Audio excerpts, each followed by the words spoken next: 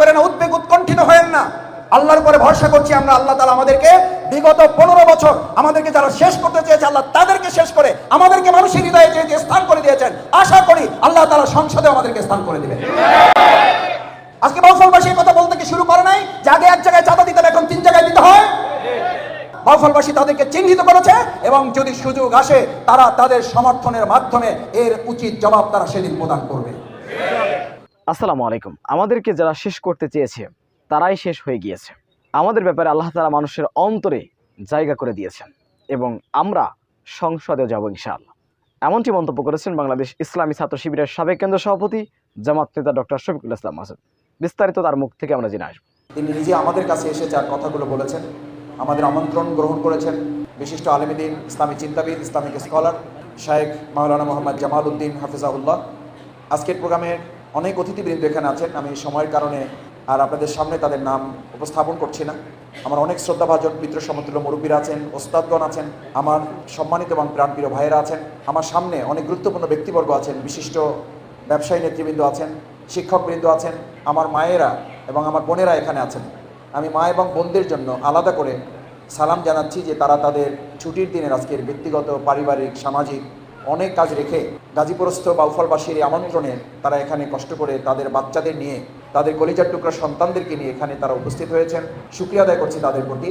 কারণ আমাদের মায়েরা যদি সিদ্ধান্ত নেয়, আমাদের মায়েরা যদি পরিবর্তন হয়ে যায়, আমাদের মায়েরা যদি একটা সমাজ রাষ্ট্র পরিবর্তনের জন্য তারা ঐক্যবদ্ধ হয়ে যায়, তাহলে বলা হয়ে থাকে please give me a good mother, আমাকে একটা ভালো মা দাও, I will give you good nation, তাহলে আমি তোমাদেরকে একটা ভালো বাউফল দেবো।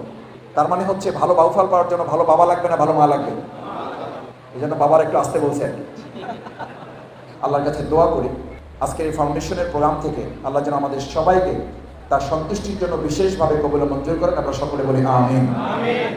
সম্মানিত ভাই এবং বোনেরা, আমাদের এই মিলিত হওয়াটা শুধুমাত্র দুনিয়ার জন্য যেন না হয়ে এখান থেকে যেন আল্লাহ তাআলা মেহেরবানি করে আমাদেরকে জান্নাতুল ফিরদাউস পর্যন্ত মিলিত হওয়ার তৌফিক হিসাবে এটাকে আল্লাহ তাআলা ওসিলা হিসাবে কবুল করেন।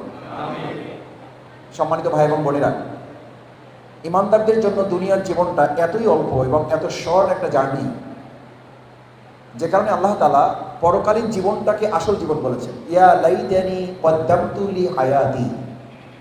আসলে আমাদের এই জীবনটা হচ্ছে একেবারেই একটা পরীক্ষার জন্য একটা সময় নির্ধারণ করে দেওয়া হয়েছে। কুল্লাকুম মিআদ, একটা টাইম ফ্রেম ঠিক করে তারপর আমাদেরকে এখানে ছেড়ে দেওয়া হয়েছে। লা ইস্তাখিরুনা আনহু সাআতান ওয়া লা ইস্তাকদিমুন। আপনারা এখানে বাড়ি থেকে এসেছেন, এখানে আমরা এখন আছি, একেবারে বাস্তবে মিলিয়ে নিতে পারেন। আল্লাহ তাআলা বলেন কুল সিরু ফিল আরদ, আমার জমিন তোমরা ভ্রমণ করো, সফরে বের হও।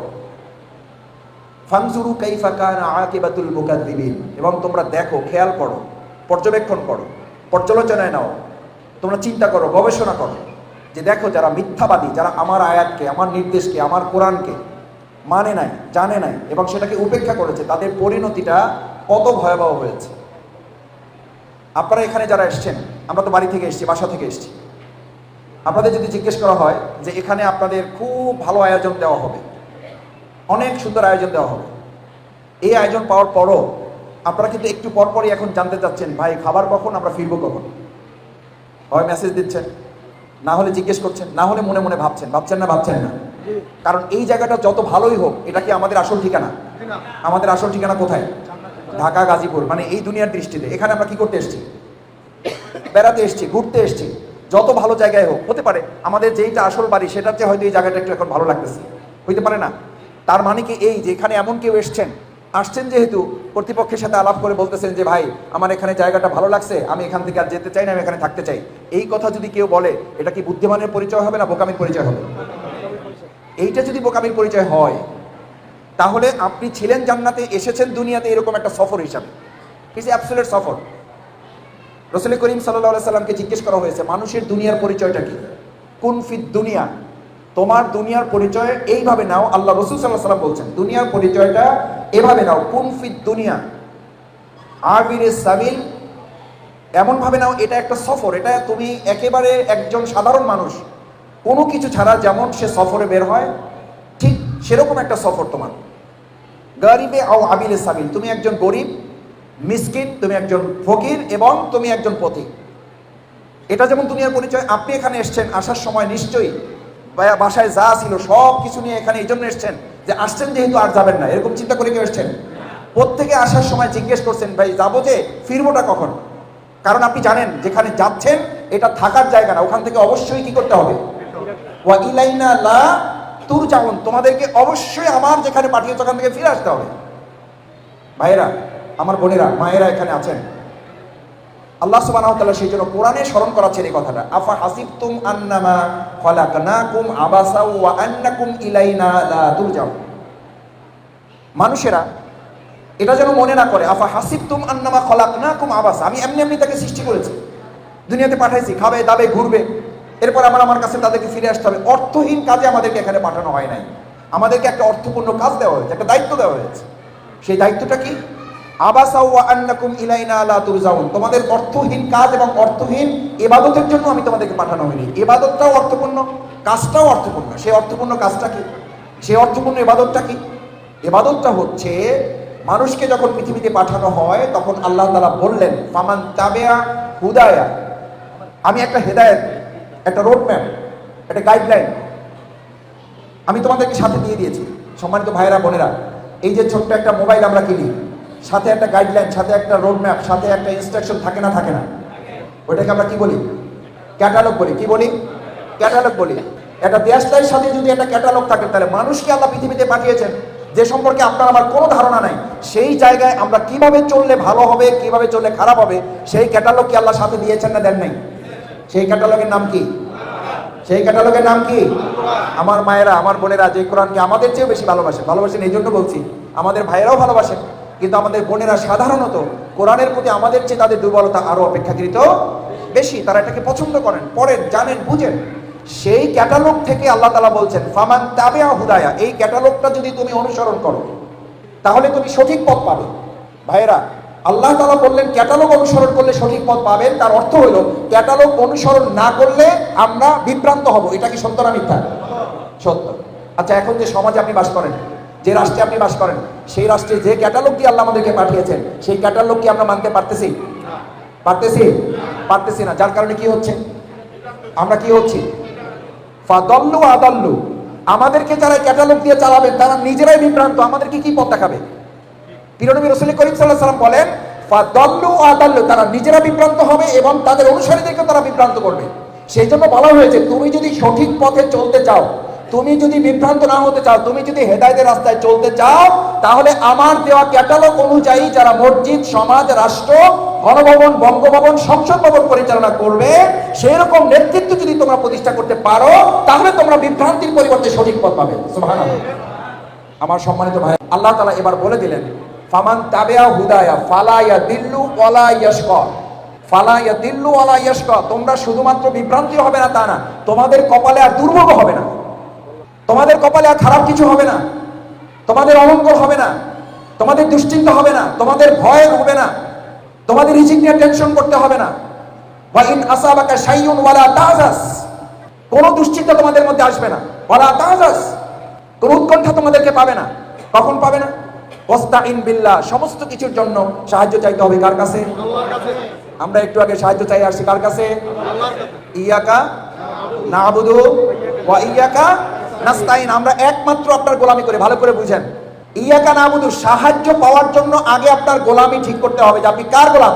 গোলাম হইলেই কেবল আপনি তার সাহায্য পাবেন। আমরা আপনারই গোলাম, আপনার কাছে সাহায্য চাই। সাহায্য পাওয়ার জন্য আগে আপনাকে কন্ডিশন অ্যাপ্লাই করতে হবে, শর্ত পূরণ করতে হবে যে আমি আপনার গোলামি ছাড়া, যেহেতু কারো গোলামি করি না, একমাত্র আপনি ছাড়া পৃথিবীর আর কারো সাহায্য আমি প্রত্যাশা করি না। আজকে আমরা দুটো সিদ্ধান্ত কি নিতে পারি যে আমরা এক আল্লাহ ছাড়া কারো গোলামি করি না, কারো দাসত্ব করি না, কারো পরোয়া করি না। সুতরাং আমরা সেই এক আল্লাহ ছাড়া আর কারো কাছে সাহায্য। ভাই, যদি আল্লাহর গোলামি এবং তার সাহায্যের প্রতি আমরা নির্ভর করি, তাহলে গমের জন্য, টিউবওয়েলের জন্য, মসজিদের জন্য, উজুখানার জন্য, মাদ্রাসার জন্য, এতিমখানার জন্য, নীলা বোর্ডিংয়ের জন্য দুনিয়ার এমপি মন্ত্রীর কাছে ঘুরতে হবে না। এমপি মন্ত্রীরা মাদ্রাসার পিছে ঘুরবে, ঘুরবে না? ঘুরবে না? ঘুরবে না? ঘুরবে না? আর এখন এমপি মন্ত্রীরা অন্যায়ভাবে এক জায়গা থেকে রুটি রুজির ব্যবস্থা করে মাদ্রাসায় দেয়। আমাদের কপাল পুড়েছে তখন যে ওই মাদ্রাসা এমপি পিছনে ঘুরতে হয় বলে ওই মাদ্রাসা থেকে যত না আল্লাহর গোলাম তৈরি হয়, তার চেয়ে দুনিয়ার গোলাম তৈরি হয় বেশি। অথচ আল্লাহ তাআলা কোরআনে পরিষ্কার বর্ণনা করলেন ওমাইয়াত্তাকিল্লাহ, যদি আল্লাহকে ভয় করে ইয়াজআল লাহু মাখরাজান, আমি বাউফলের জন্য বলি অনেক সময় ভাইয়েরা শফিকুল ইসলাম মাসুদের দিকে তাকায়েন না। শফিকুল ইসলাম মাসুদ কি? আল্লাহ নবী করিম সাল্লাল্লাহু আলাইহি সাল্লাম পর্যন্ত বললেন, কুল ইন্নী লা আমলিকু লাকুম দাররা ওয়ালা রাশাদা। ভালো করে বুঝেন, শফিকুল ইসলাম মাসুদ কিছু না, মাওলানা শেখ জামালউদ্দিন কিছু না, মাওলানা আব্দুর রাজ্জাক ভাই কিছু না, কিছুই দেয় আসে না, শাহাবুদ্দিন মাস্টার কিছুই দেয় আসে না। কেউ কিচ্ছু করতে পারবে না আপনার জন্য। কে করতে পারেন? কে করতে পারেন? তিনি ঘোষণা করছেন, আল্লাহ রাসূল সাল্লাল্লাহু আলাইহি সাল্লামকে কাফির মুশরিকরা সেই সময় বলতো, মুহাম্মদ তুমি আমাদেরকে ঈমানের কথা বলো, আগে আমাদের পেটের খবর, আগে আমাদের ব্যবসা, আগে চাকরি, আগে দুনিয়ায় সাজ সরঞ্জামের ব্যবস্থা করো। আল্লাহ তাআলা তাকে জানিয়ে দিলেন, মুহাম্মদ তুমি তাদেরকে জানিয়ে দাও, কুল ইন্নী লা আমলিক, ইন্নী লা আমলিক। আমার মায়েরা, আমার বোনেরা, সন্তানদেরকে এটা শিখাতে হবে আমাদের। ভালো মন্দের ফয়সালা দুনিয়ার মানুষ মানুষজন করে না। কে করেন? কে করেন? আল্লাহ তাআলা এবার রাসূল সাল্লাল্লাহু আলাইহি সাল্লামকে দিয়ে বলাচ্ছেন, ইন্নী লা আমলিকু লাকুম দাররা ওয়ালা রাশাদা, আমি না তোমাদের কোনো কল্যাণ করতে পারি। আবার কেউ কেউ আমাদের ভয় দেখায়, যদি আমারে ভোট না দাও, যদি আমার সাথে না থাকো দেখে নেব। বলে না? বলে না? আগে বলছে, এখন তো আর বলে না, ভবিষ্যতে কেউ বলবে না। ইতিমধ্যে আমরা ফেসবুকে দেখছি যে 200 লাঠি রেডি করলে কেন্দ্র শায়েস্তা হয়ে যাবে। 200 কয়শো লাঠির কথা বলেছে? 200 লাঠি। আর এবার আমরা বলছি 200 লাঠির বিপরীতে আমাদের ইমানদার আল্লাহওয়ালা একজন মানুষ দাঁড়িয়ে বলবে এবার আমাদের হক, তাদেরকে মোকাবেলা করা কারো ছাড়া দেওয়া হবে না। কারণ যে আল্লাহর হক নষ্ট করে সেই কেবল এই 200 লাঠির ভয় দেখিয়ে মানুষের হক নষ্ট করার পরিকল্পনা, সে আপনাকে ভয় দেখায়। আল্লাহ তাআলা বলেন, ওমাইয়াত্তাকিল্লাহ ইয়াজআল লাহু মাখরাজান, আমাকে ভয় করো, আমি আল্লাহকে ভয় করো, ইয়াজআল লাহু মাখরাজান। আমি শফিকুল ইসলাম মাসুদ বারবার বলছি, ভাইয়েরা হতাশ হয়েন না, কষ্ট নিয়েন না, মন খারাপ করেন না, উদ্বেগ উৎকণ্ঠিত হয়েন না। আল্লাহর উপরে ভরসা করছি আমরা। আল্লাহ তাআলা আমাদেরকে বিগত 15 বছর আমাদেরকে যারা শেষ করতে চেয়েছে, আল্লাহ তাদেরকে শেষ করে আমাদেরকে মানুষের হৃদয়ে যে স্থান করে দিয়েছেন, আশা করি আল্লাহ তাআলা সংসদে আমাদেরকে স্থান করে দিবেন। আল কোরআনের আলো, সংসদে জ্বলো, আল কোরআনের আলো। আমরা এটার জন্য যাচ্ছি। আমরা ব্যক্তি শফিকুল ইসলাম মাসুদ, ব্যক্তি আব্দুর রাজ্জাক, ব্যক্তি আব্দুর রহিম, আব্দুল করিম, আব্দুল সত্তারকে সংসদে পাঠাবো না। আমরা সংসদে পাঠাবো মহাগ্রন্থ আল কোরআন। আল কোরআনের কথা বলার জন্য যিনি যাবেন আমরা তার সাথে আছি। শফিকুল ইসলাম মাসুদ যদি আল কোরআনের সাথে পছন্দ না করেন, তিনি যদি আল কোরআনের আলোকে সংসদ পরিচালনার যোগ্য হন, আমরা শফিকুল ইসলাম মাসুদের ধারে কাছেও কেউ থাকবো না। কেন? আল্লাহ তাআলা কত সুন্দর ঘোষণা দিয়েছেন, ভালো করে খেয়াল করেন। ওমাইয়াত্তাকিল্লাহ ইয়াজআল লাহু মাখরাজান। আমার মায়েরা, আমার বোনেরা, আমার ভাইয়েরা, ইয়াজআল লাহু মাখরাজান, আমি দুনিয়ার সমস্ত বিপদ থেকে তোমাকে মুক্ত করে দেব। সুবহানাল্লাহ। এ ভাইয়েরা, আল্লাহ তাআলা বিপদ থেকে মুক্ত করবেন আর এমপি সাহেবরা বিপদে ফেলবেন? পারবেন? আল্লাহ তাআলা বিপদ থেকে মুক্ত করবেন, মন্ত্রী আমাকে বিপদে ফেলবেন? পারবেন? আল্লাহ তাআলা বিপদ থেকে মুক্ত করার ঘোষণা দিয়েছেন, প্রধান উপদেষ্টা আমাকে বিপদে ফেলবেন? পারবেন? নাকি বড় ওই উপদেষ্টাই বিপদে পড়ে আল্লাহর কাছে মাস বানা চাইবেন? চাইতে পারেন না? কতক্ষণ লাগে? আলেমদের সাথে বেয়াদবি করেছেন, ওই সরকারের আমলে আমাদের কথা বলার সুযোগ ছিল না। আল্লাহ নিজ দায়িত্বে ওই সমস্ত মন্ত্রী প্রতিনিধিদের সাহায্য করছেন না করেন না? এটার জন্য কি সরকার পতন লাগছে? লাগে না। আজকের এই সময়ও ইসলাম এবং আলেমদের বিরুদ্ধে কথা বলার লোক আছে না নাই? এই কথা বললে বলে যে মাসুদ ভাই সম্পর্ক তো আগে ভালো ছিল, এখন তো সম্পর্ক খারাপ হয়ে যাচ্ছে। আপনি শরিয়া আইন মানবেন না, পরিষ্কার কথা ভাই, ভালো করে বুঝেন। আপনি একদিকে বলবেন শরিয়া আইন মানেন না, আর একদিকে আপনি পীরের দরবারে গিয়ে হুজুরের সাথে টুপি মাথায় দিয়ে আপনি নামাজ পড়বেন। এটা চিরতরে মুনাফিকি ছাড়া আর কিচ্ছু নয়। এটা মুসলমানদের সাথে বেঈমানি করার কিচ্ছু নয়। এই বেঈমান এবং মুনাফিকদের আগামী দিনে বাংলাদেশে জায়গা দেওয়া হবে না। আপনাকে পরিষ্কার বলতে হবে, আপনি আলেমদের সাথে মিশেছেন, আপনি শরিয়াতের আইনের ভিত্তিতে দেশ এবং রাষ্ট্র পরিচালনা করবেন। আর যদি তা না করেন, তাহলে বলতে হবে আলেমদের সাথে, এই কোরআন সুন্নাহর সাথে আমার কোনো সম্পর্ক নাই। সাহস থাকলে তা বলুন। এটা তো আমাদের ভাবের কথা না, এটা আমাদের মুখের কথা না, এটা আল্লাহ সুবহানাহু ওয়া তাআলার কথা। ওয়াইয়াত্তাকিল্লাহ ইয়াজআল লাহু মাখরাজান, আমাকে ভয় করো। মন্ত্রী এমপি পুলিশ প্রশাসন কাউকে ভয় করো না, কোনো দল নেতাকে ভয় করো না, আমাকে ভয় করো, আল্লাহকে ভয় করো। ইয়াজআল লাহু মাখরাজান, আমি সমস্ত বিপদ থেকে তোমাকে শুধু মুক্তই করব না, ওয়া ইয়ারযুকহু মিন হাইসু লা ইয়াহতাসিব, এমন জায়গা থেকে তোমাকে রিজিকের ফয়সালা করে দেব যা তুমি কোনোদিন কল্পনাও করো নাই। কার ঘোষণা? আল্লাহর ঘোষণা। সম্মানিত ভাই এবং বোনেরা, আমি আপনাদেরকে শেষের দিকে যে দুটো কথা বলতে চাই। আমাদের প্রিয় বাউফল গত 2 দিন আগেও দীপার সাথে আপনারা দেখেছেন, সেখানে আমাদের একটা অটো রিকশা, একদম নিরীহ প্রকৃতির একটা গরিব ছেলে, নিরীহ প্রকৃতির একটা গরিব ছেলেকে হত্যা করা হয়েছে। কে করেছে? ইতিমধ্যে পত্র পত্রিকায়, সামাজিক যোগাযোগের মাধ্যমে আপনারা জানছেন না জানেন না? জেনেছেন। কেন, কি জন্য হত্যা করা হলো? আজকে যদি হাতে এতটুকু ক্ষমতা আসার আগেই যদি রাস্তাঘাটে এরকম হত্যা খুনাখুনি শুরু হয়ে যায়, তাহলে তো বাউফলবাসী জানতে চায় যে আপনাদের হাতে ক্ষমতা তুলে দিলে শুধু আমরা না, আপনাদের নিজ দলের কর্মীরাই আপনাদের কাছে নিরাপত্তা পাবে না। আমাদের দেশে এরকম দল আছে না নাই? নিজের দলের কর্মীরা নিজের দলের হাতে খুন হয় না, হয় না? মারামারি হয় না, হয় না? হবে না হয়েছে? হয়েছে না হচ্ছে? আপনি দেশ শৃঙ্খলিত করবেন কখন? আপনার নিজের দলই তো শৃঙ্খলা নাই। আরে ভাই, আপনি বাউফলবাসী নিরাপদ করবেন কখন? আপনার দলেই তো নিরাপত্তা নাই। আপনি 4.5 লক্ষ মানুষকে নিরাপদ করবেন কখন, সুরক্ষা দিবেন কখন? আপনার দলের মধ্যেই তো সুরক্ষা নাই। আমি এই কথা যদি জামাত ইসলামের জন্য হয়, আপনি জামাত ইসলামীকে ধরেন। এটা যদি শফিকুল ইসলাম মাসুদের দলের হয়, আপনি আমাকে ধরেন। বাস্তবে আলোচনায় আসেন। আজকে বাউফলবাসী এই কথা বলতে কি শুরু করে নাই যে আগে এক জায়গায় চাঁদা দিতে, এখন 3 জায়গায় দিতে হয়?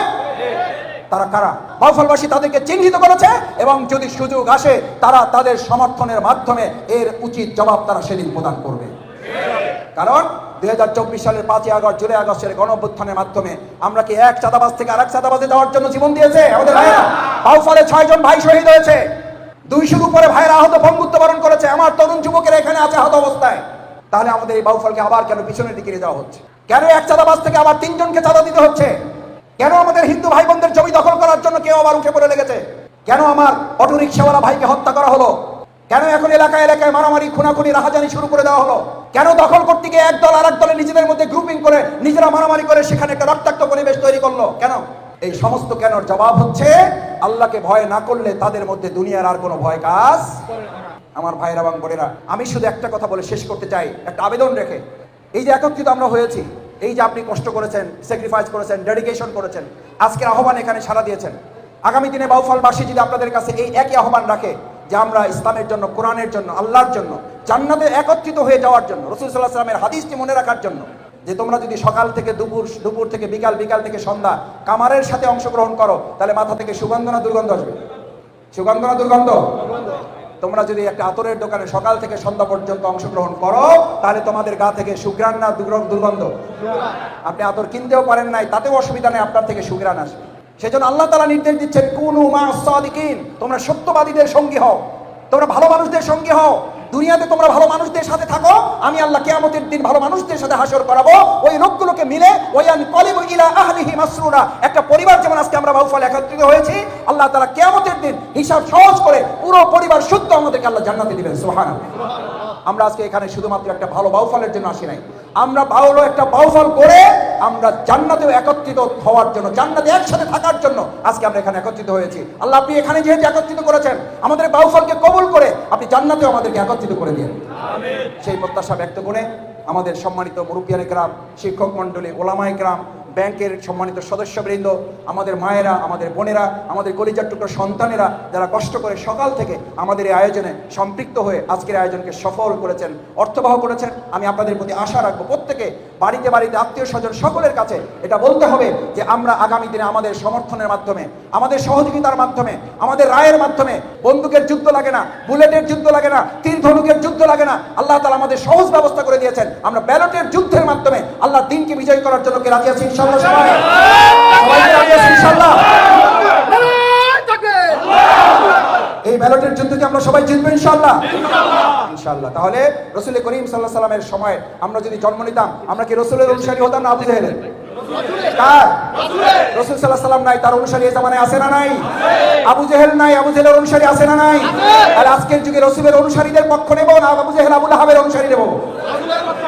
রাসূলের অনুসারী হয়ে আমরা সত্য কোরআন এবং ইসলামের পক্ষে যারা, তাদের পক্ষ অবলম্বন করে ইসলামকে আমরা বিজয়ী করব। আল্লাহ তাআলা সেই ভূমিকা পালন করার তৌফিক দান করুন। সুবহানাকাল্লাহুম্মা ওয়া বিহামদিকা আশহাদু আল্লা ইলাহা ইল্লা আনতা আস্তাগফিরুকা ওয়া আতুবু ইলাইক। আপনারা বিশেষভাবে আমাদের জন্য দোয়া করবেন, আমরা আপনাদের জন্য দোয়া করি। আল্লাহ তাআলা যেন আমাদেরকে তার দ্বীনের আলোকে চলার এবং জান্নাত উপযোগী জীবন গঠন করার তৌফিক দান করেন। আসসালামু আলাইকুম ওয়া রাহমাতুল্লাহি ওয়া বারাকাতুহু।